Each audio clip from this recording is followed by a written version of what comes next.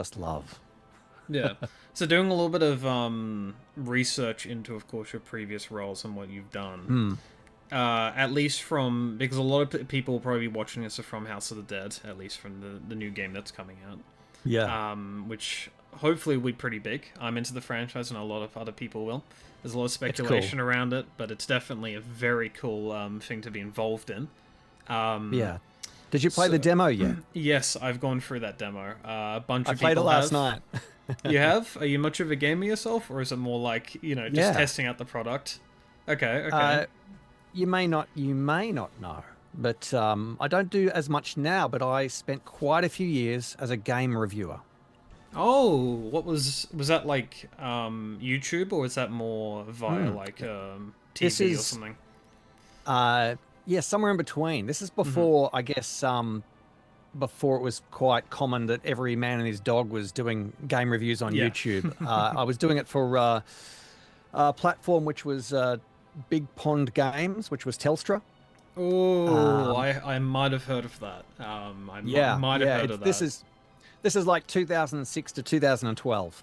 Yeah, Um, I was a 2004 child and I was into gaming, so I might I do potentially remember probably it would probably be in the last like 2 years of that.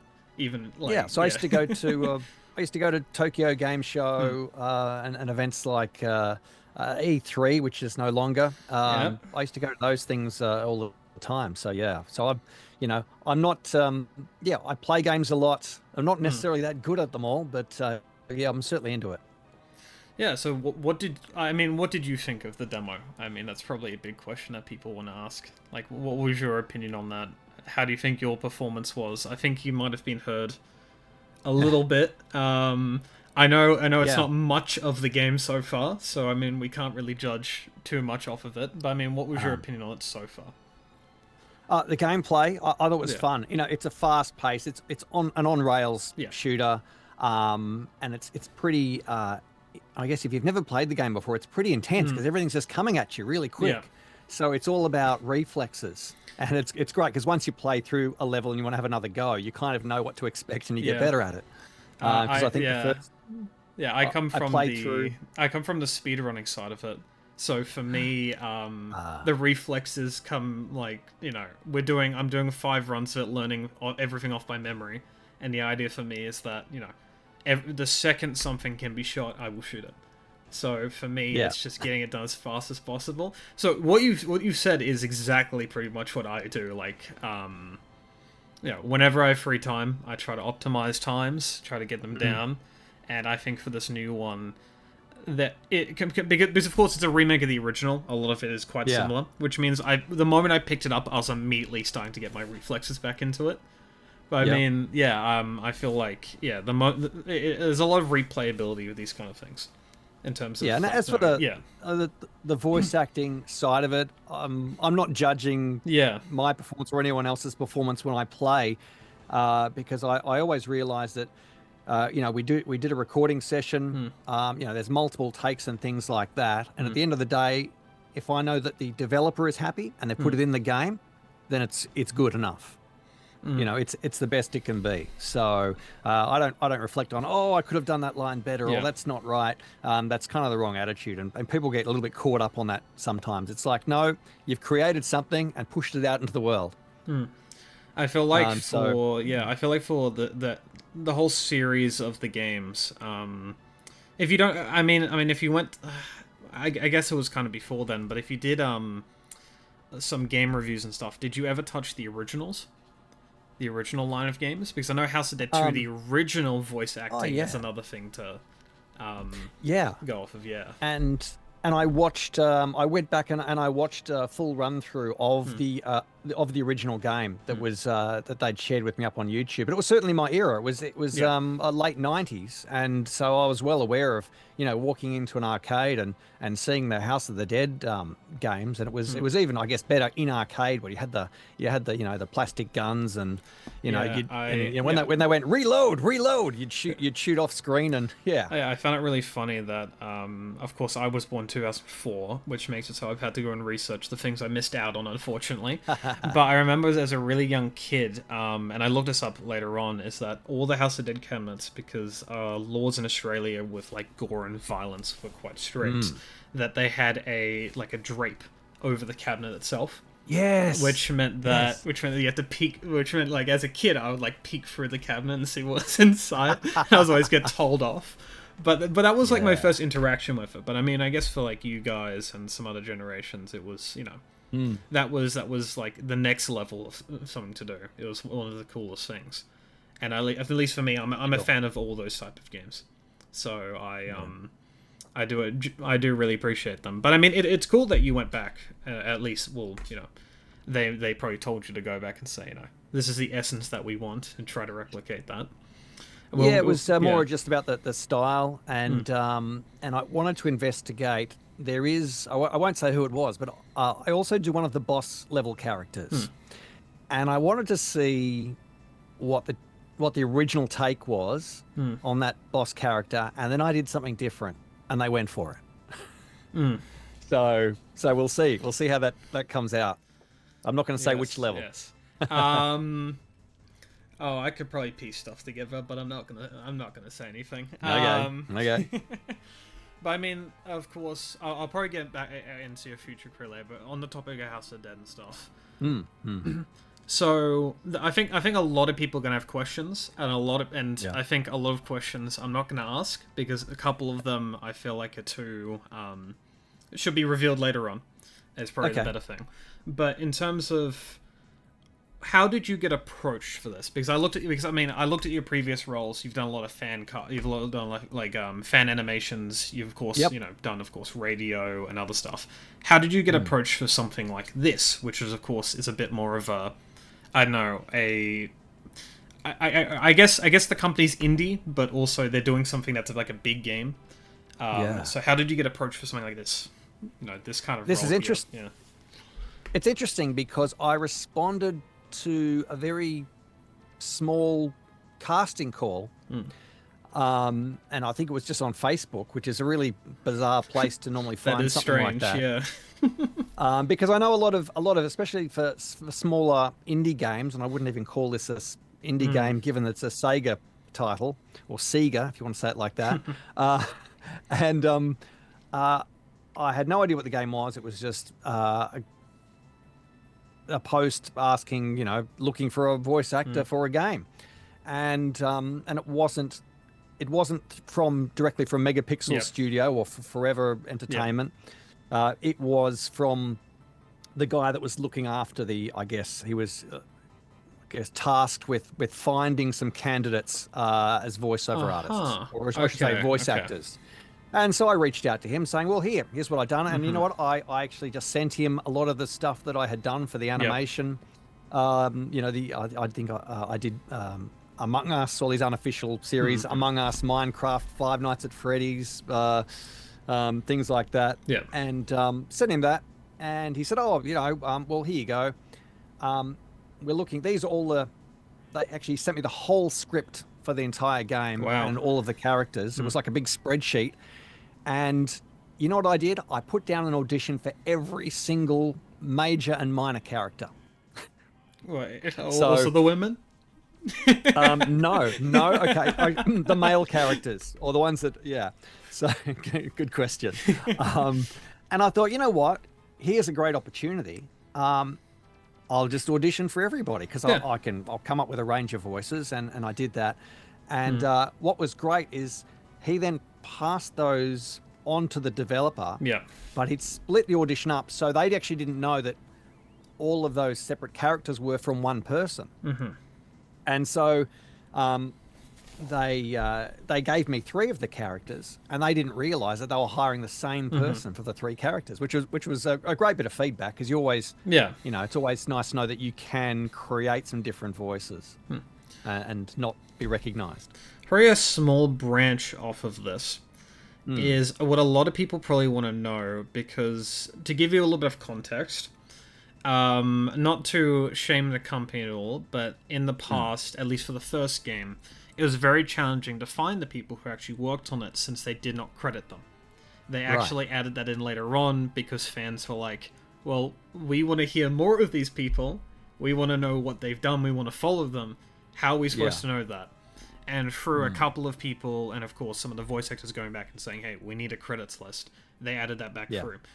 Do you know who you worked with, or was it a very isolated experience? Like, do you know who else you might have worked with at all, or was that... No.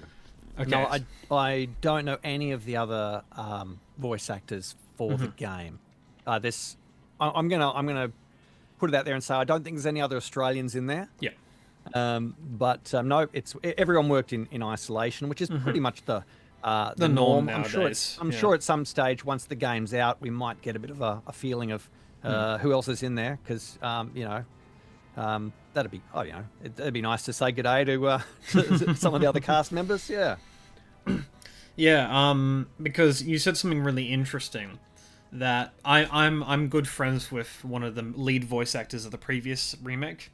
They originally interviewed, and then we just kept in touch, and then we've just randomly messaged each other about random stuff now.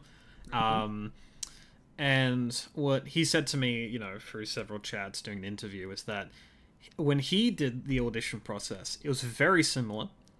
And what happened was that there was this one of the other voice actors who was acting as the casting director at the time went to him and said, basically exactly what you said, like he put in his voice and everything. And she basically picked out 3 other people and said, here's your lines, here's your lines, and here's your lines. So it's kind of similar how you got to go to basically like a casting director for the studio, and then they figured out kind of a general idea of what each person's voices were, put them together and pitch them. So it was certainly a similar process to what happened before. And I just thinking about it, I realized it was actually the second time the first time this I responded was actually to a different project, which was another Sega project, which hasn't happened yet. So while that's probably still bubbling away in the background somewhere, I signed an NDA on that one. Sorry. Then he reached out again and to sign me up for the House of the Dead stuff. So sorry, it was the second time that I'd gotten in touch with them was for House of the Dead, but the original was a random casting call. Yeah. It's only interesting information though, because I guess a lot of the time the only way that we find out the stuff is from someone who's actually sat down in the recording booth. At least with studios nowadays, I see less and less. Because, when I was a kid, you would get a video game from the store, and sometimes with the special edition, you'd get, like, the behind the scenes, where they would show, like, some of the recording process, some of the art and stuff. And it's really gone back to, I think, nowadays we've lost a lot of that, at least from some studios not providing and some studios not really doing that kind of stuff. And it's really cool to be able to chat and talk about, the experiences of the person actually in the chair, the person who's actually, speaking the lines. So I feel like... from at least what you could interpret from the script that was put in front of you, I'm trying to word this in a way in which it's easiest as possible for you to answer this. Okay. But from what was put in front of you, do you feel like, of course, Forever or Megapixel's going to say that's an excellent job.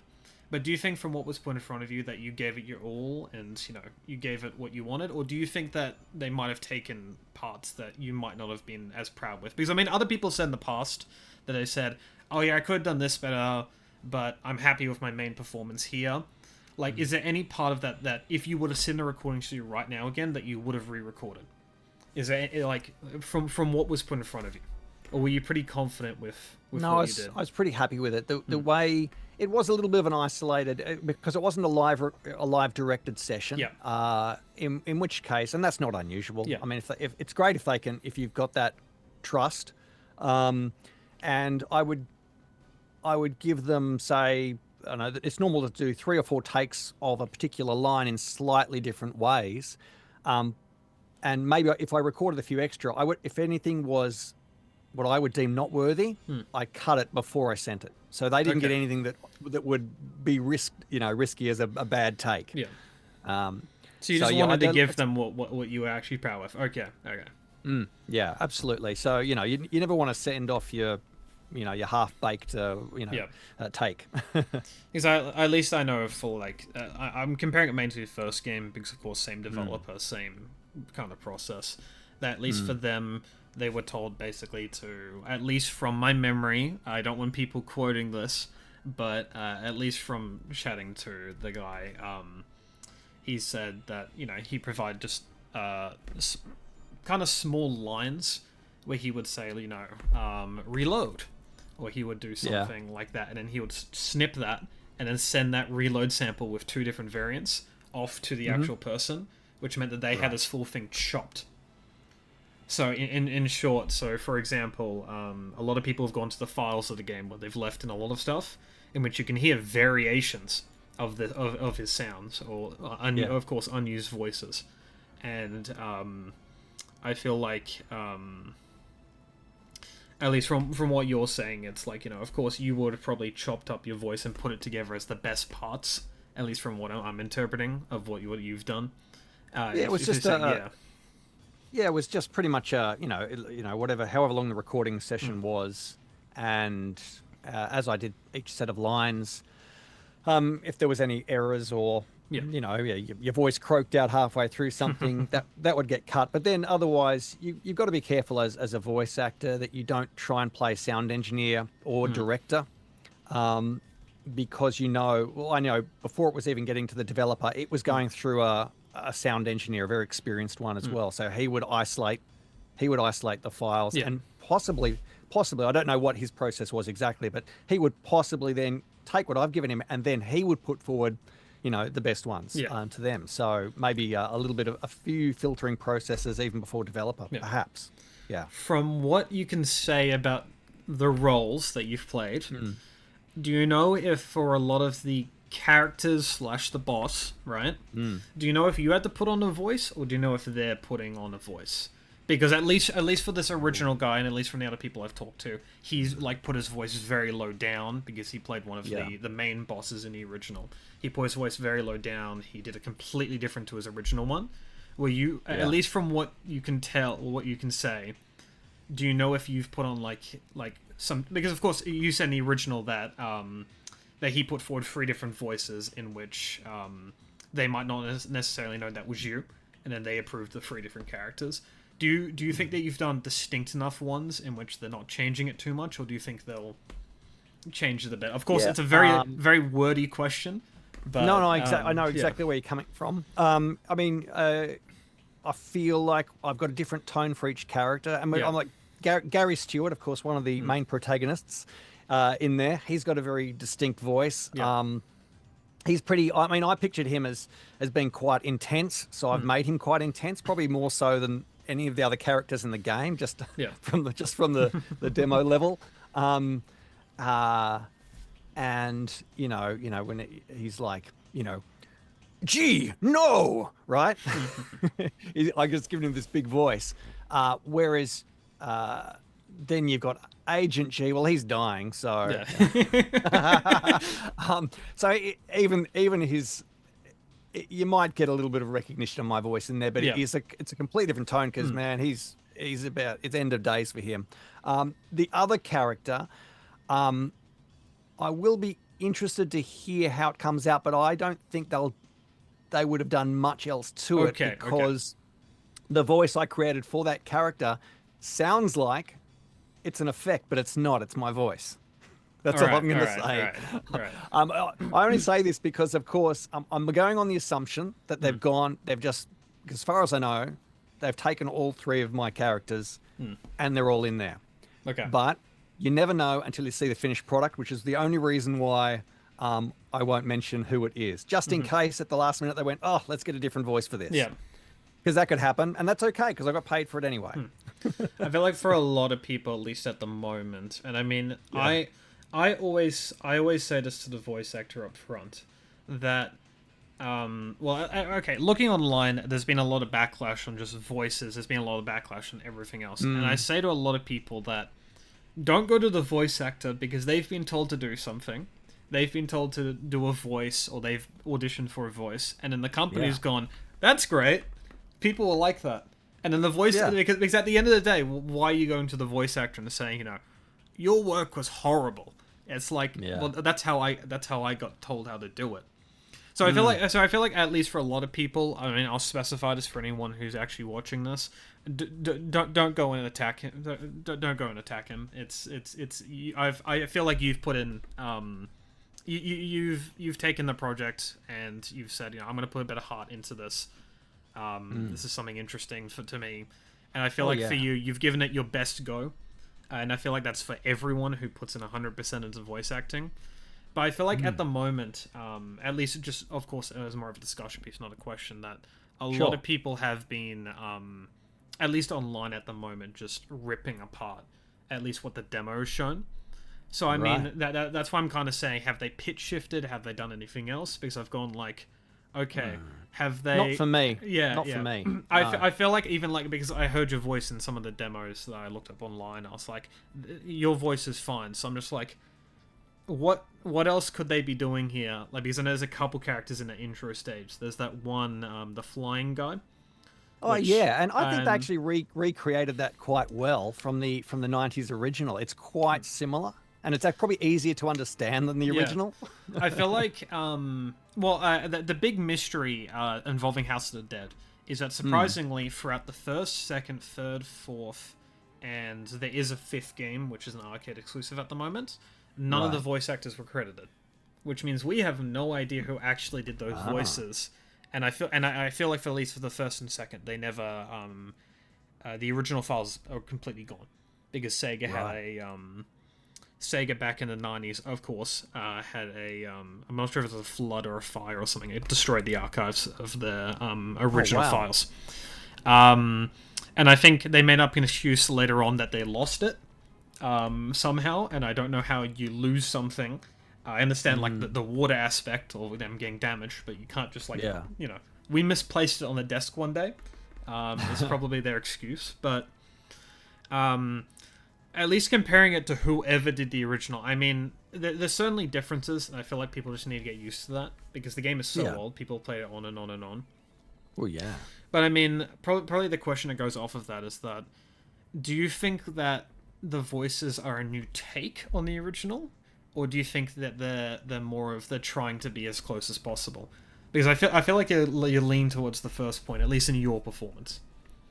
Yeah, I think it's halfway between those. I thought to myself when I watched through, I guess rewatched the 90s game, which is quite freely available to just watch the whole game through on YouTube.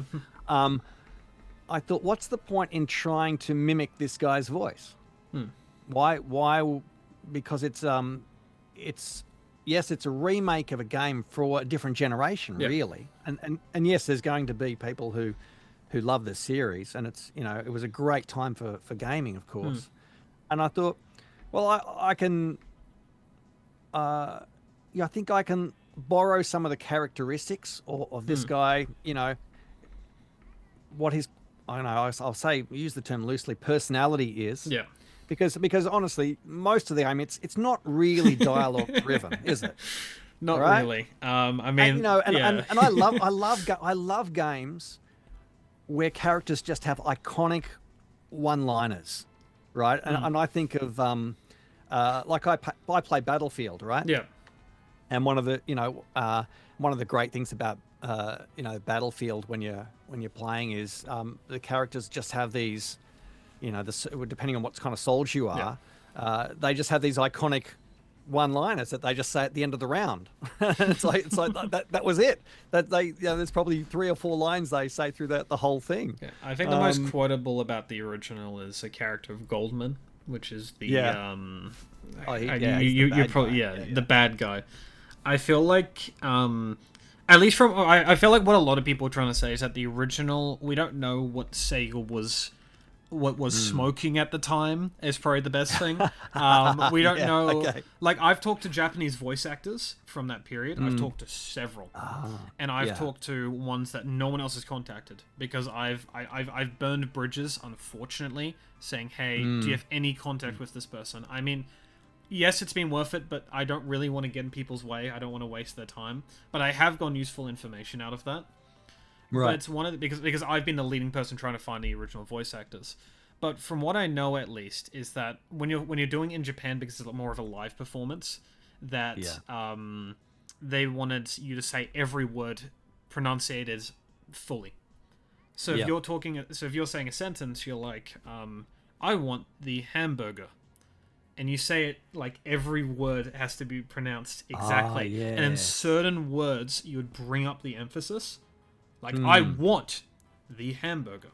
So you would hear a very loose form of voice acting there, where they're emphasizing a certain word, but they're not emphasizing the next word to go down.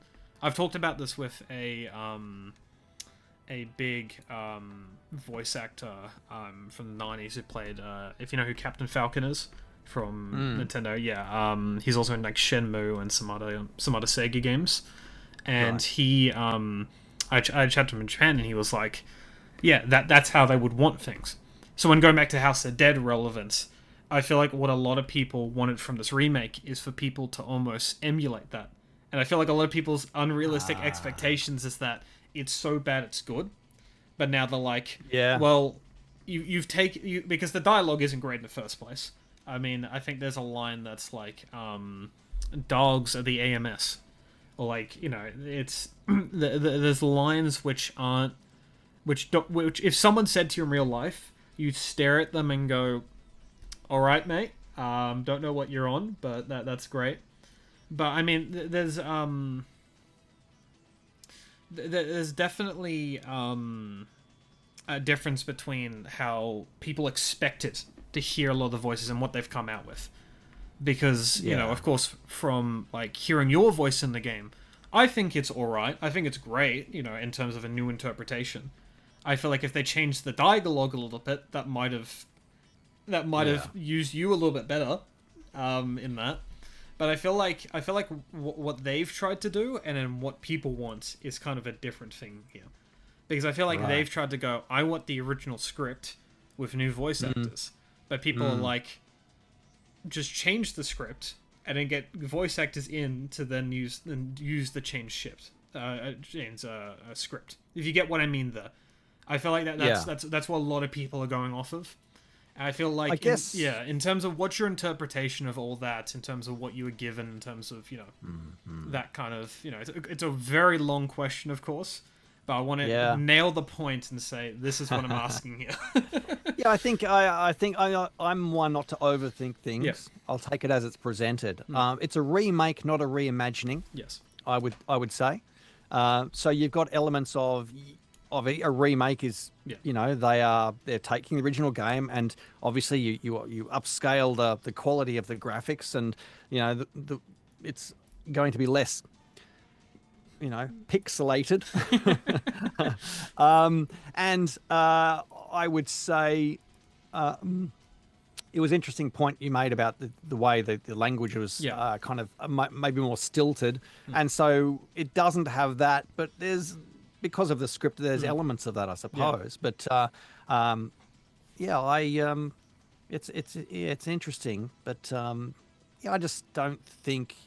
I think you can modernize the way that Mm. the way that we speak, and layer it on that, and not wreck the game.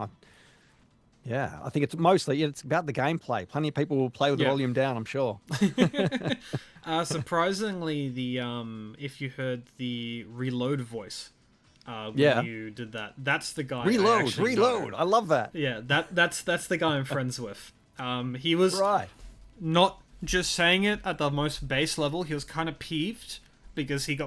because his voice was like full paid in the original, which meant Yeah. that was just reused with no payment. Mm. So he Okay. was like slightly peeved, but Yeah. different conversation to be having there.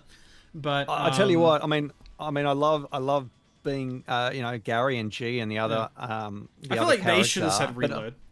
I feel I feel like I would love to be the reload guy. Yeah, I feel like it's the character that you should. I know Forever Entertainment has like a little support page. I'll go right to them saying, "Hey, bring this guy back." It's one. It's a singular word. But Yeah, because I can imagine. yeah, because it's kind I of can weird imagine. hearing him because Yeah. his character appears for 2 seconds at the end of a game, if you get like everything great. It's like the secret ending. So Yeah. he doesn't appear in the game pretty much. Just So so you know, I'm going to play through on easy mode just yeah. so I can see the end of the game. At least for the, sometimes it'll take you a few goes to get through otherwise. So, time is precious. But yeah, I'll play through on easy mode so I get to experience all of the characters and all the voices. And, I'd love to hear actually what they've done with Goldman. Because he seemed a little bit out there. Yes. Yeah. From what a lot of us know from there's been a couple people in the community that have looked at the files of what is in the demo. From what Right. I'm allowed to say and what I've seen in the files of the game, Okay. I've personally seen a lot of the cutscenes that I think are unfinished at the moment, but at least Right. from a lot of the development ones, there is no audio in there, so it's going to be a total surprise for everyone until they either release a second portion of the demo or they Yeah. release the game. So there is no audio files in the demo, besides from the ones, of course, you've recorded, the other people have recorded. What's Okay. there? So we know what Goldman's gonna look like. We have no idea what he sounds like at the moment. Interesting. From what we've seen, they left for one file too many in the demo. I'll say that much. And just as a little tidbit of information for you, just a point of interest is my recording session was on the 20th of September, 2023. Yes, that was my next question. I just thought I've got a few notes in Yeah. front of me because I thought were interesting, and Yeah. I think people know games just don't happen overnight. Yeah, we feel And like from at least looking at the files again, not saying too much because I'm not because technically we're not supposed to even be looking in them, but Yes. from what they've provided, at least the development cycle was massive for this game. Yeah. From the earliest files, because they also changed engines. Right. The earliest files were way back, and I'm looking at what year it is now. Look at the date, Yeah. and then look at the original. So I'm just like, well, there's been a long process here. Where do you fit in? how long? Well, Because you could it say, started- it was 4 years ago I did these voices. September 2023, but there were still a few missing lines, or I think we redid a few lines, or there were some missing lines or something, which we only did a few months ago.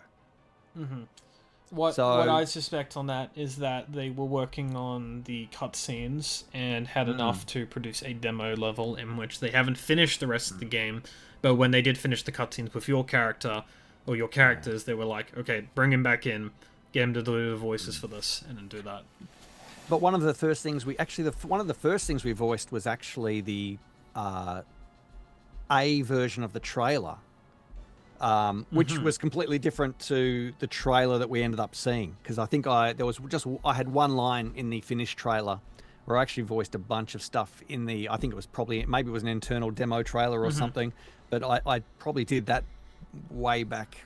Yeah, It I could have been a in rough. 2023. I've done a lot of research into the company, into the game. I love looking at Yeah. behind the scenes stuff, but the game's taken so long to come out that I got bored Yeah. and started doing investigations myself. Right. I haven't told anyone else this. I believe I had found in data related to that trailer. I believe it was one done for investors.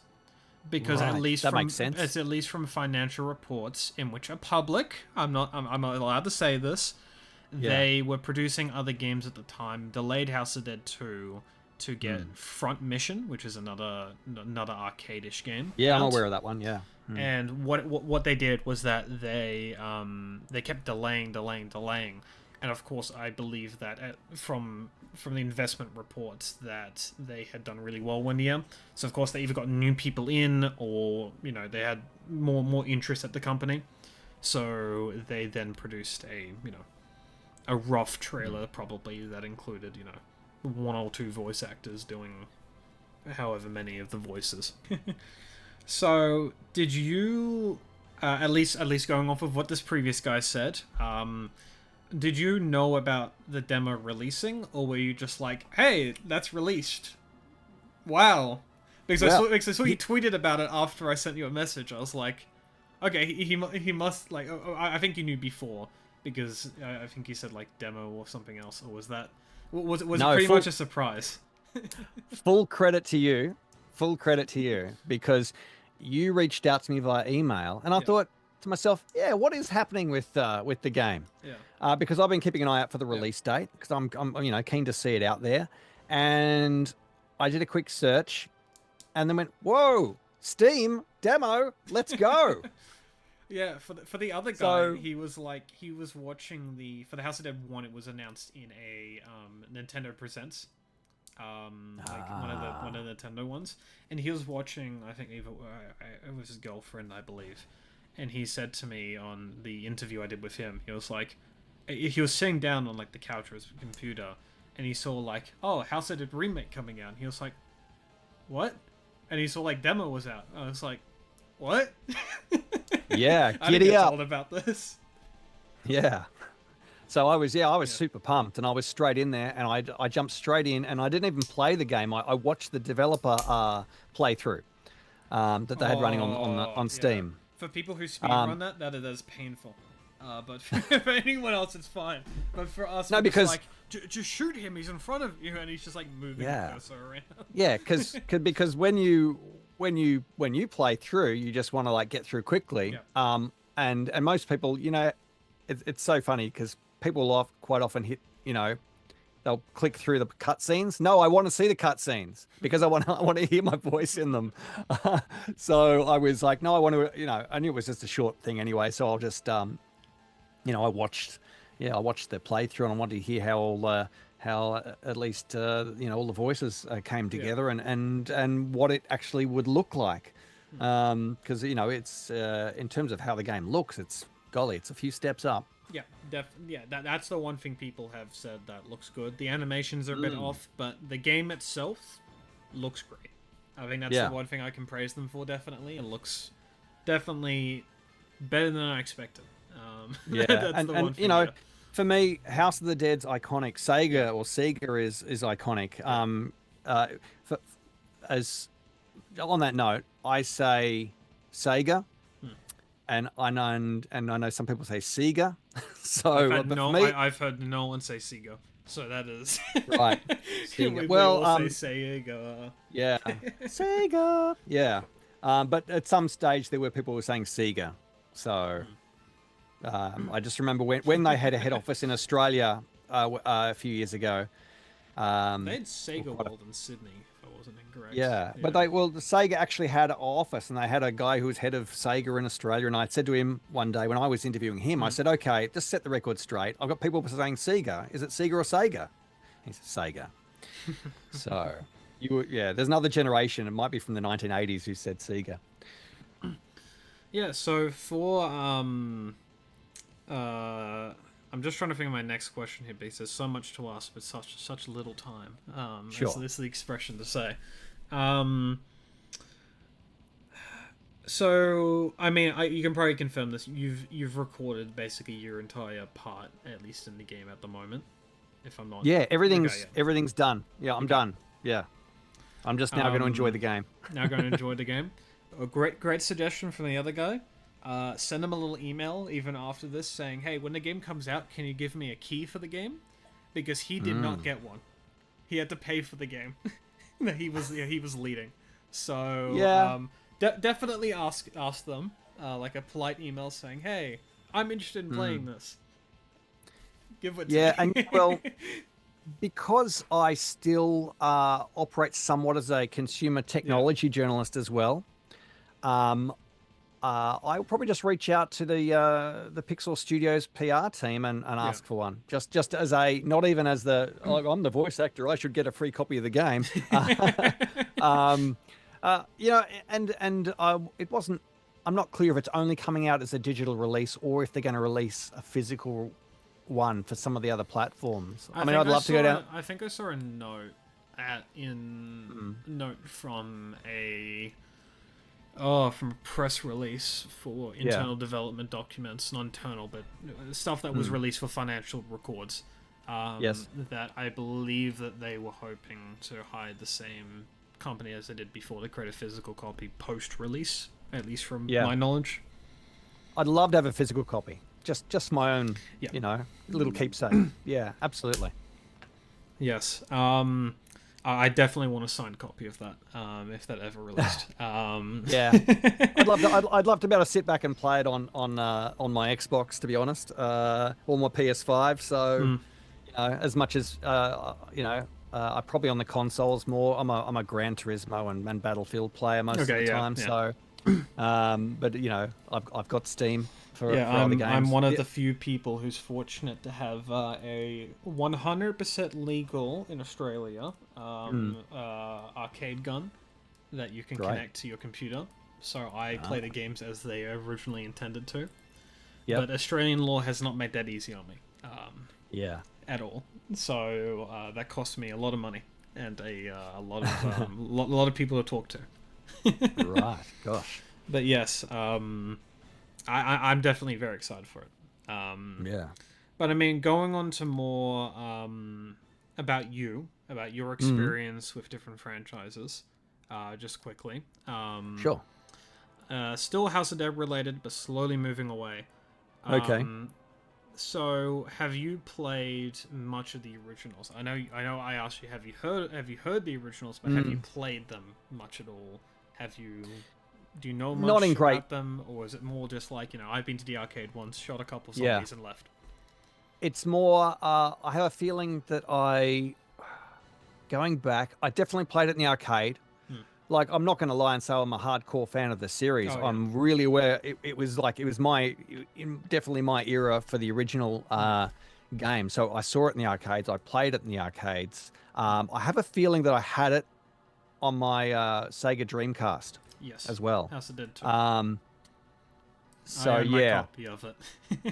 I don't have my Dreamcast anymore. I had a bit of a clear out a few years ago because I was just getting. I literally had and I still have most of every console, you know, ever known.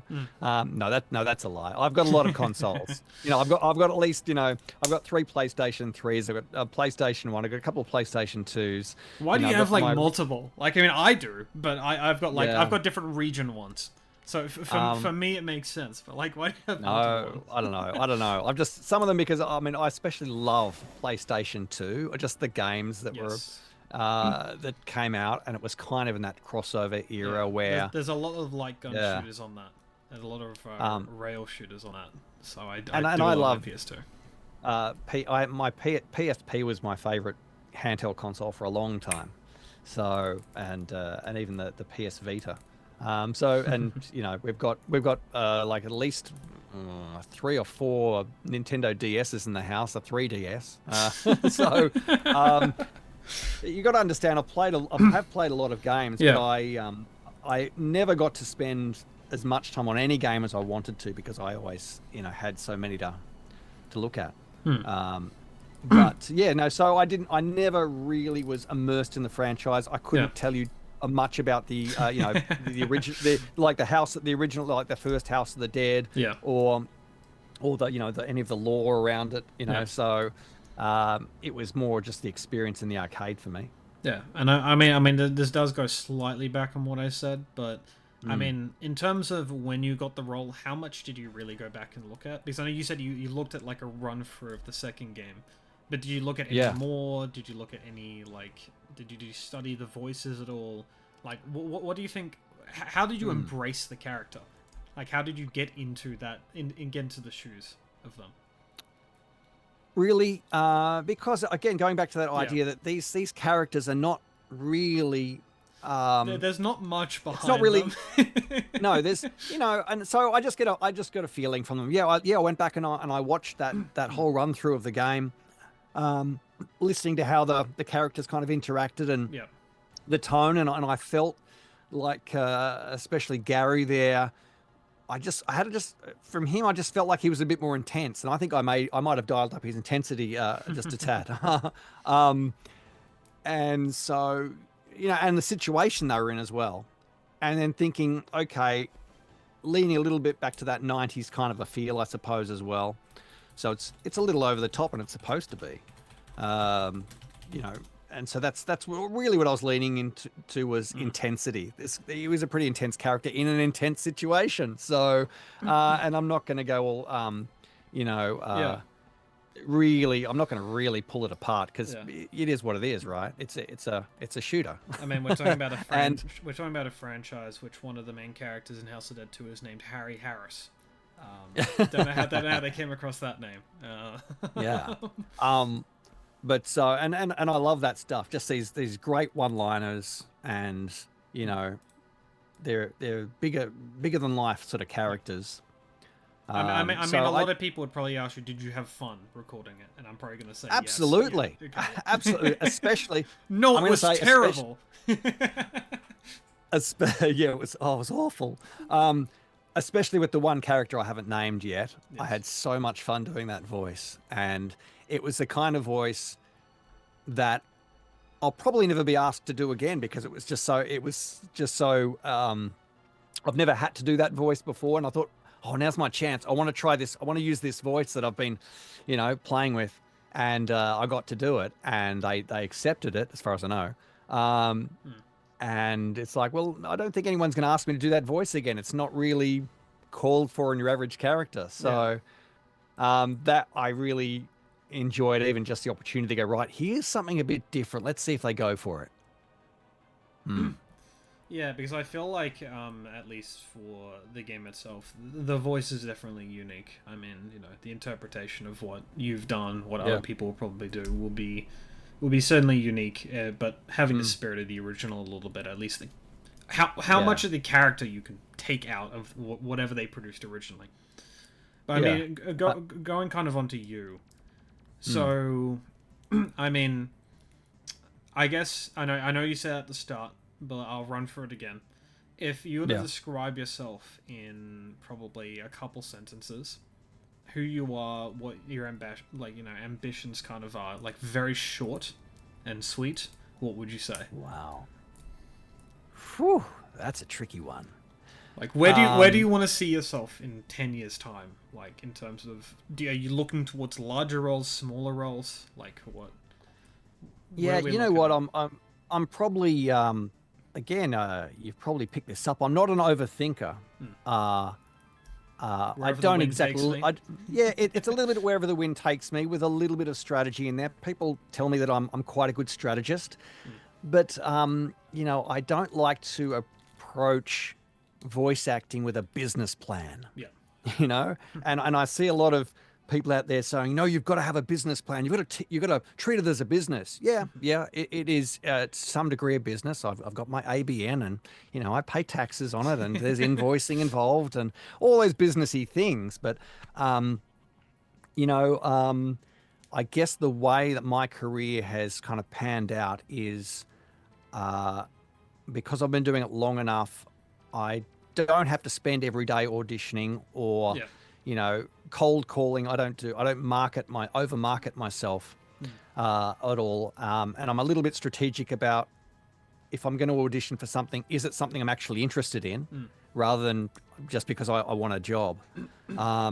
So I'm going to just stay for the course at the moment. Continue. I'll embrace the work that I get. Because, like, as we talked about before, I do a lot of, say, radio and TV commercials for certain brands. I'll keep doing that because I enjoy it, and it pays really well, you know. And then I also get a great share of fun projects that may not pay as well, but it's like, hell, I want that on my demo reel, you know. Sometimes you'll do a project because you think, you know what, that'll showcase what I can do that I'm not currently showing people. So that's kind of how it is at the moment. Maybe I am more strategic without thinking about it, but you know, I don't have this thing where, and I know some people do, they go, right, I'm going to do 5 auditions a day, or you know, things like that. That's something you do when you're starting out. You've got to set yourself some short-term goals. You've got to audition like there's no tomorrow, and you audition for everything and anything because you need the experience. But that's not where I am. So yeah, some people were surprised when I popped up in this game because they're like, "Oh, you're doing something different." I'm like, "No, I've done some smaller projects before and some animation and whatever, Mm, but um I don't spend all day every day looking for I'm not yeah. desperate to be in the next big video game. I saw Mm. when I found out this was House of the Dead, I'm like, hell yeah, thank you. Yeah. But do you think Yeah. in the future you might do some more calls for video games, or do you think? Yeah, I know you said Hmm. originally where the wind takes you, but do you think Yeah. because I know you had done one indie game before, at least from what I've seen, you've probably done here and Yeah, there. there was Repeller Fella, which is the Australian Yeah. game that's on Steam. And that was a fun project, and I loved that project because I believe there was about 70 Australian voice actors involved. I'm not sure if that's accurate, about 90 voice actors all up, but 70. So it was a great homegrown project and it was funny. And I got to play this old drunk guy in like the first couple of scenes. And I think I played about three or four other characters in the game as well. Um, so that was just fun, and it really brought a sense of community amongst voice actors who do character work Yeah. in Australia as well, because we suddenly realised that half the people in the game knew each other. So, Yes. so there was a bit of a real community sense about it, and I got to meet the guy that made the game at one of the games expos in Melbourne, Hmm. which was really great. Um, but yeah, so uh, I will. I'll always continue to because every now and then people send Yeah. they'll send you a link to a project and say, hey, these people are looking for something, you might be good for this, and if someone takes the time to send something to me they think that I might want to do, then I'll usually throw in an audition or talk to them. Yeah. Yeah. Um. Yeah, I feel like your point of that Australian game that reminds me of because I've done a whole lot of research on the voice actors for the previous House of the Dead stuff. The one thing Yeah. I found, at least in Japan in the early 2000s, is that if you go down the list of Sega games, no matter who, like other companies, right, there was a Mm. group of like 20 people entirely throughout probably a Yeah. 10-year span in Japan, which meant that when I talked to this other guy, and there was additional guy I talked to in Japan, they both said, yeah, we show up to a recording session, we said hey to the usuals, and then we started recording. I was like, oh, so the usuals were like, the developers or something, right? No, no, no, the voice actors we would see like every other day because every project would have them coming in. Yeah. So, Yeah. I It's mean, used. you don't see that tend to nowadays, but at least for like smaller projects, or at least for ones that like homegrown, so like for example, only US people, only Australian people, only Mm, Canadian people. mm. Yeah, I feel like there's definitely got to be some overlaps there in which you see some people that you've worked with, or know at Yeah. least. It used to be such an elite industry, voice Mm. acting. There was a very, very small group of people who got all the work. It was only done in large studios, and you had to have a type of voice. Mm. Um, uh, Typecast. I feel like yeah, a lot of the people back then. yeah, and so it was a very small pool, and I think we can thank things like what I call the useful internet, when the internet became useful for sending large files and things like that, and real time collaboration, and now the acceptance of home studios, Yeah. and being able to be in your home studio. I mean, I quite often connect with a studio in the US for some commercial Yeah. projects, and you can have that real-time collaboration in your own home studio. You've got to have a good studio, but and so since all of that kind of took off, now of course we're seeing a lot more people wanting to get into voice acting Mm. or voiceover, and now diversity in voices is really big, and also authenticity in voices, Yes. um, as well. So it's a little bit tricky with child actors and things like that, and playing appropriate accents and whatever. Fortunately, it's still People are very acceptable for judgmental. it's still acceptable to do an American accent though, even if you're not American. So thank goodness for that. Yes. I mean, overall, I feel like at least seeing from that game and from your other performances that you are very, you know, very talented in the way that you can change your voice at least from your roles. I feel like you were pretty diverse Mm-hmm. compared to some other people, which I've talked to, and it's like, oh yeah, I've got the really deep voice, and I Mm. cannot go anywhere else. So I'm Yeah. so like you see that roster of roles, and they're the villain. There's Yep. no heroes, just the villain. So I felt Yeah. at least, of course, I'd say that compared to some other people, if you were to look at just purely games and animation, I'd probably say that yours. How when did you first start like doing Uh, like actual like games animation, that kind of stuff? Like, Actually, the games and animation, mm, sort of, I'll say character voices in general, I actually only, I'll say quite recently. So in the last 5 years. yeah. So I'd Um, still say that your abundance of stuff is quite limited at the moment. But I feel mhm. like compared to some, because you look at other people who have 200 Oh roles, yeah, and then you're saying like, yeah, oh, you voice that person, and you can look at yours and go, okay, you voice this and that. They're good roles, but yeah, yeah, there's still yeah. other stuff that can be produced here. But I feel And like even because even, I've even from always, you've got range even from the stuff that you've produced, which is good. and probably because I've always focused on my strengths, and because I also work as a voiceover coach, and I'm always preaching to people, find your strength, but then don't be afraid to reach into other areas. And it was only when I actually hosted a workshop by a lady, another voice actor called Amy Smith in Australia, Mm. and she has quite a rundown of uh, a list of games on her resume. And she started out as she was a school teacher who became a full-time voice actor That's certainly a career specifically change. for, yeah, specifically for independent video games. Is how she started out. Anyway, uh, she was I got her to run a workshop in Mm. Melbourne on character acting and voiceover for video games, and that kind of inspired me to go, you know what, I should actually just start to branch out as well. Yeah, Why not jump in and audition for a few different things? yeah, So that's was kind of my yeah. thinking. I'm like, it's okay to diversify, stick to your what you're really great at, and then Mm. become great at something else as well. Yeah, so I mean, do you think that you'll now after, because I feel like this was one of your I don't like to say the word, but a lot of people, Mm. but a Mm. lot of they kind of have to admit this is probably one of your breakout game roles, at least from what a lot of people like internationally will see you Sure. from. Which is Yep. probably the safest way of saying it, because of course you had that previous game in which maybe a lot of Aussies who probably played that were like, Yeah. oh, that's pretty cool, and you can see online people Mm. replying to you saying, hey, this and that. Yeah. But do you think that Yeah. now you've got a taste of this, you might go back, you might be looking for more of those type of roles if they come your way? Well, I'm not going to say no. Yeah, yeah. But do you think that Yeah, do you think no, you're gonna yeah, I go think out there though? yeah.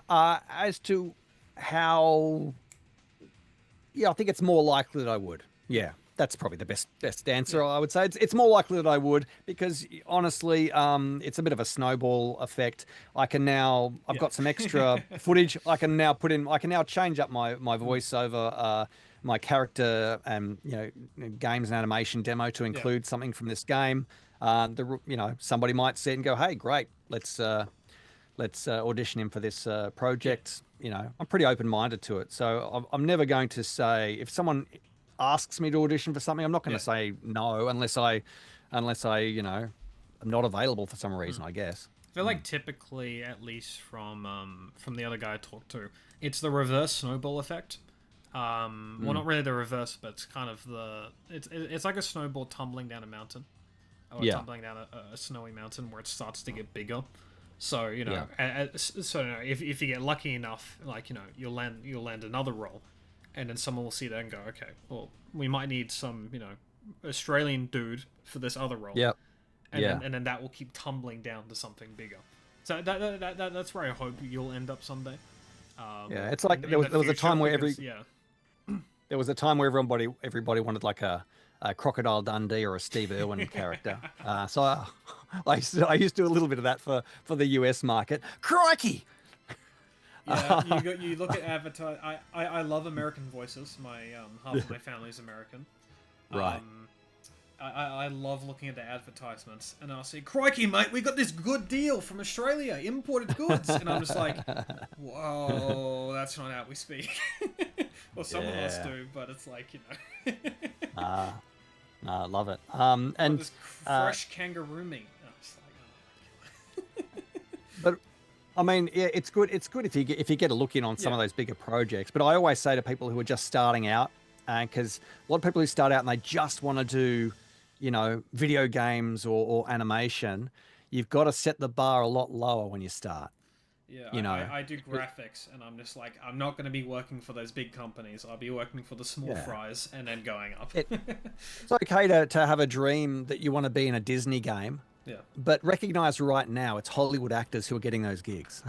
So, um, you've got to go, okay, maybe one day I could get there, but you're going to have to do a lot of work. And I recognize that. And I've done that to do a lot of work, even just in the Yeah. commercial space, just to be able to be recognized. People need to, helps if people know who you are, know that you're how you are to work with Yeah. and things like that. Yeah. So, I mean, I've got final, like, 3 questions. Don't want to hog too much of Oh, your time. yeah, cool. So, first off, I mean, of course, looking at your previous roles and stuff, is there anything that you've done before this that you've really enjoyed and, like, spotlighted? Because I know for some voice actors, they've gone, this is my magnum opus so far. This is the thing I've really put my all into. Has there been anything for you, or do you just go into each role saying, I'm gonna put a little bit more into this. This is gonna be my big thing, and you just keep. Or was it one thing that was your favorite that you've gone back to? In terms of character work, I really love the stuff that I did with STA Studios, which was on YouTube. And it started with the Among Us series, because that was just hilarious to work on. And I actually thought it was, when I picked it up, my daughter was playing Among Us at the time, and I thought, oh, this will be fun. It's one line in one episode, and I'll get to show her and she'll love it. The series went for like a year and a half, and the YouTube channel grew to like over 1 million subscribers, and we were making multiple episodes a week, and the audience loved it. I still get messages on X and on Insta from people saying, when's the Among Us series coming back? um, and and Yeah, so I really enjoyed that, because that for me was probably how I really got kicked off into doing character work, because I got to do two different characters in the same series, and quite often those two characters have to talk to each other, um, which is always fun. So yeah, I've got great memories of doing that, and that really that I really pushed myself Yeah. to come up with the goods on that. And then they let me do Minecraft Steve as an Australian, which was great. It was like just me being me. It was like, hi, I'm Steve. That was Minecraft Steve. And then Five Nights at Freddy's, where I got to be Gregory. Oh, is that Vanny? you know. So yeah, I really loved all that stuff I did with STA Studios, and that Yeah. I think that helped catapult me into just looking at more sort of character work. So yeah. Yeah, my one of my good friends' little brother. When I told my friend I was going to interview you, his little brother was listening. It was like, oh yeah, I know that person. So I'm just like, great. okay, well. Fantastic. And here's one question which I was going to slot in earlier, which I just remembered. I'll slot this in way earlier into the interview. Sure. In terms of this House of Dead game again, last question for that is that when you first saw the script and everything, did they direct you on any type of how to do the voice? Did you get shown anything? And what did you have to work off of from them? Because of course, I think you obviously looked at the old game, but is there anything else that they gave you at all, or did they tell you to do anything a certain way? The first thing they did was they sent me a link to the original gameplay, and them that was because them not knowing whether I knew about the game or not. Yeah. And they said, take a look at this. you get a feel of what the game is without referencing the original conversation I had on Facebook about it, and have a look at that, and then here's a script. Yeah. Whoever you'd like to audition for, go ahead and give us some ideas about what you would do with the voices. So that was pretty much it. So it was left to me to come up with some ideas, and I'm sure, obviously, I'm going to assume there's plenty of people auditioning for it, given that it was a fairly public casting call at the time. It wasn't a direct approach. They didn't find me. I stumbled across them in a random post on a Facebook page somewhere, and then I put down some takes. Yeah. They sent them off to the developer. And do you think you'll do any conventions for Supernova or anything else, or like one of the other cons? Because I know, at least for me, as a Sydney sider, my transport sucks to get to anywhere else. My hopes as finally a 20-year-old, I'm branching out and going to Brisbane for one of their cons later this year. But do you think you'll do anything like that? I mean, you have this role straddled up your back, and then you've got the other character roles which you've done, which I know sometimes they've gone people from that. Do you think that's something that you would do, or is that kind of like I can't imagine going there as a voice actor guest, and I wouldn't at this stage. I wouldn't bring my voiceover coaching business to those larger conventions because I've actually approached PAX before about doing that, and they kind of said, "Oh, you should just talk to the other voice actors and hold a panel session." I'm like, I don't want to hold a panel session. I just want to. I'm happy to talk to people one on one. But I think it's a lot more expensive to get in on the, to get a 3x3 booth at those kinds of things. Well, I thought the Game Expo would be good because there'll be a lot of indie game developers there, a lot of people interested in games and games for voices. So we've got a couple of workshops coming up to teach people that kind of stuff. Thank you so much for the interview. That was pretty awesome being able to talk about stuff. Pretty cool learning about you. Hopefully people will be able to look you up, know a little bit more about you, maybe follow you. Where can people find you? What is something that you would want to say to them? And maybe what is one thing people should look forward to, maybe, or maybe is there anything else interesting happening? I'll say that. Wow, there's always something interesting happening. Yes. For starters, what that exactly is may not be interesting to everybody. But look, okay, so for starters, please come play the game. Why not? I think it's a fun game to play, nostalgic for those who remember the original, something quite different to the kind of games that are out now. If you're just finding House of the Dead 2 for the first time, so enjoy it, don't overthink it. It's like, when people go, what was the motivation for your character? And I go, my motivation was, that's right, they were paying me to do it. That's it. No, it wasn't. It's not exactly that, but sometimes you can overthink things. Yeah. As where you can find me, where did you find me? You found me. You can visit me on my website, I guess, andywells.com. I'm on X, and I'm on Insta as what's my handle? Andy Wells MVO, isn't it? Hang on. I'm gonna look up my own Twitter now. It is. Here you go. It's on X. I'll keep wanting to call it Twitter. It's Andy Wells VA, as in voice actor. Whereas on Insta, it's I think it's Andy Wells MVO or something like that. I'm not that hard to find if you just want to Google Andy Wells and you'll find me. Andy Wells voiceover maybe. Commercial work. Yeah, I mean, is there any? I mean, people are gonna ask this. People are gonna do it. Can you give us a snippet of one of the voices you did, besides from, of course, the voice you can't do, but maybe for the game? Is there any line that you liked? Anything that you can sneak peek? Wow. I don't have the lines in front of me. I I actually just actually just love in the demo how you're going through and he looks down and he sees G's bloodstains and it's this really obvious thing. G's bloodstains. You know, it's like, wow, yes, that's blood. No, G. Yeah. And I love being the dying voice of poor Agent G.